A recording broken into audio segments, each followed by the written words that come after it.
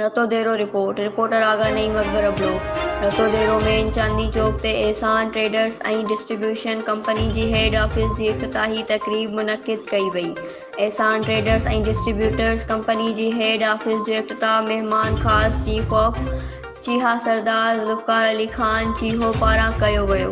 उन मौक़े ते एहसान ट्रेडर्स ऐं डिस्ट्रीब्यूटर्स कंपनी जे मालिक इमदाद अली जिहो पारां चीफ ऑफ जिहा सरदार ज़ुल्फ़िकार अली ख़ान जिहो खे एज़ाज़ी पग जो तोहफ़ो पेश कयो वियो, जॾहिं त सरदारज़ादा हैदर अली ख़ान जिहो ऐं ज़ोहेब अहमद ख़ान जिहो समेत मुख़्तलिफ़ मोअज़्ज़िज़नि खे सिंध जे सक़ाफ़ती सूखड़ी अजरक ओॾाही गुलनि जा हार पाराया विया। एहसान ट्रेडर्स ऐं डिस्ट्रीब्यूटर्स कंपनी पारां कोठायल तक़रीब में जिहा बिरादरी रतोदेरो जे मोअज़्ज़िज़ हाजी वज़ीर अली जिहो, अब्दुल मजीद जिहो, एजाज़ अहमद जिहो, अब्दुल गफ़्फ़ार जिहो ऐं ॿियनि मोअज़्ज़िज़ शख़्सियतुनि पिणु शिरकत कई। Sindh express news.